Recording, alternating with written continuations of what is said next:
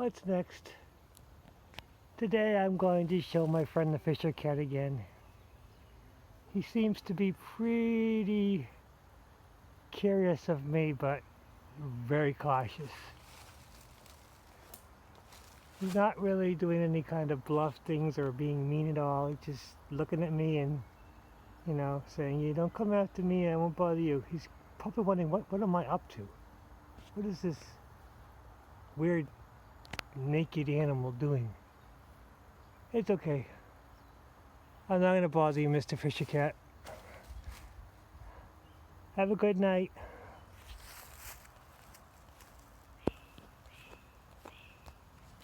Trying to unzoom this thing. Yeah, that's where he is in the tree.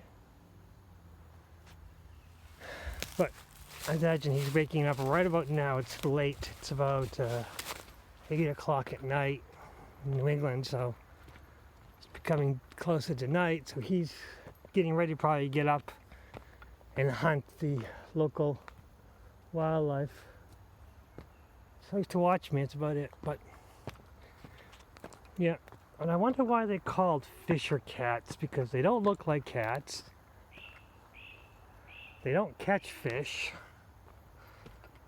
I mean, they kind of look like a wolverine, but not really. If you didn't know what a wolverine was and you didn't know what a Fisher cat was, maybe you'd think, oh, that's a wolverine, which I have made that mistake a long time ago.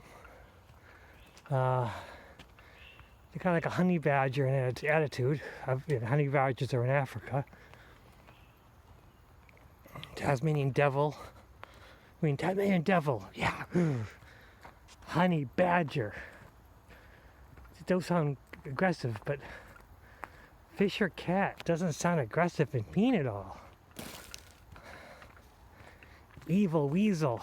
That sounds like a cool name. But, it's kind of a bad tag to put on such a aggressive, kind of should be a scary animal. Maybe it's a false sense of security so they can trick their victims. Oh, that's only a Fisher cat. Although cats are pretty aggressive. Cats do kill a lot of, wildlife, like birds and stuff. And Fisher cats, although they're not cunning or nimble like a cat, they're powerhouses. They'll take down anything if they get a chance. Something bigger than them, they don't care. I think a Fisher cat could take on a wolf. I think a wolf would back down. Although a bobcat, I don't think so. I don't know. I bet you a Fisher cat could take on a raccoon. I'm sure of that. And unfortunately, poor opossum, which I love opossums. Opossum doesn't have a chance with a Fisher cat. But that's about it. It's just, why do we name things so strangely? I should make up a new name for them. And it seems to be that because of the timing of my hikes, because I tend to observe everything around me, I notice him. I don't think anyone else has noticed him, because I brought him up to other people. I said, "Have you seen the Fisher cat?" And the people no idea what I'm talking about. It's kind of important to be aware of your surroundings, because you kind of, if you live a life where you're just aware of everything around you, absorb everything, just absorb. It's not analyze anything, but be aware, because you can learn and you can see so many interesting things when your eyes are open and your ears are open and your mind is clear. I mean, having a clear mind when you just take the day's trouble and just leave it at the computer, leave it in the notebook or whatever you have that you're working on, the project you're working on for work, the project you have at home, and then spend 2 hours just walking in nature, just observing what's around you. That's kind of important. Just observe it. Don't need to identify it or analyze it or question it. Just observe it. See what's going around you. And if you don't have nature near you, if you don't have a conservation area, you can still walk around your neighborhood, the streets. Maybe if you're lucky to be a few trees or an area that's less developed. Just be. Because, I do live in a city, so although the conservation area takes up, I don't know, about 20 acres, I think.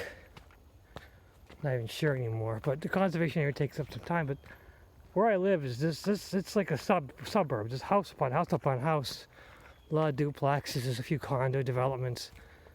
So there are streets, and I prefer to walk, unfortunately, even though I grew up in the country. If I need to, before going to bed, I'll maybe take a half mile or a couple of kilometer walk, depending what my mood is. And I'd rather walk along the streets than walk in the conservation area, which, although the conservation area is really near my house, I don't want to walk in the woods at night because there's a fisher cat in the woods. And the fisher cat at night, imagine, he has all the power. And although he sees me as not a threat during the day, at night, who knows what he's going to think of me.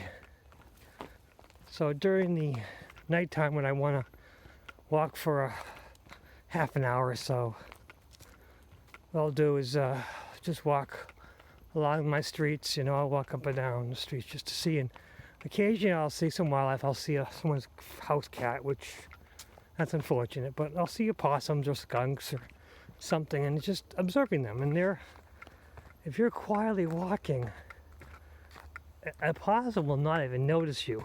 A skunk won't even notice you. It won't see you as a threat because you're not threatening it. Because both these animals, I don't know if opossums, but I know skunks have very terrible eyesight. They can smell pretty well. They can hear really well. But as long as you're not making a lot of aggressive stances, a skunk will just ignore you. As long as you're not chasing it down, a possum will pretty much ignore you. Or maybe that's just me.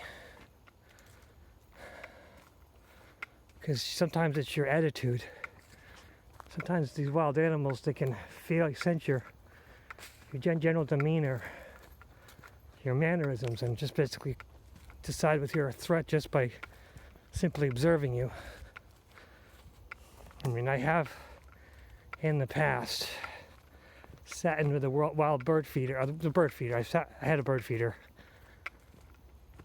But I think at one point I decided not to have a bird feeder because they do spread diseases for the wild birds. I've heard about problems with that.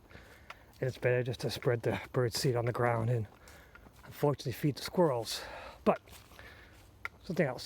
So when I had a bird feeder, I would sit next to it with sunflower seeds in my hand, and occasionally a chickadee or a titmouse would come and land on my hand and take the sunflower seeds, and I never got a picture of it. At one point I was so fascinated by it, I was so happy about it that I just didn't want to jinx it. And then I got a camera, and then I tried it again, but anytime I tried to get the camera, they would fly away. And I tried a GoPro. I have a GoPro somewhere, an old one. I had that taping, but unfortunately it's just a pain in the butt to have a GoPro just aim the right direction. That takes practice, and I don't have practice with the GoPro. And if I really wanted to, I imagine I could have just practiced with the GoPro. I guess that's another thing. If you really want something, make the effort. So if I really wanted to have a picture of a chickadee sitting on my hand or a titmouse sitting on my hand, I would have, used the GoPro more and tried. But I think more importantly, it was just to have the experience. Rather than having a picture proof, it was just to have the experience of it. And maybe that should be my message. With just, you don't have to keep souvenirs of everything you do and see. You don't need to prove to anyone else what you've done, because the only person in your life who matters is you. And if you want to take pictures to remember some of the wonderful things in your life, you don't even need that, because you still have your own memories. And sometimes our memories will embellish things. They will make things greater or more terrible than they are, but that's the wonderful thing about memories. A terrible memory, think about in the past, you can rewrite it. As our brains rethink of things, we redraw them. So if you have a bad memory and it comes up, just create a way out of it. Create a solution. Create a better ending.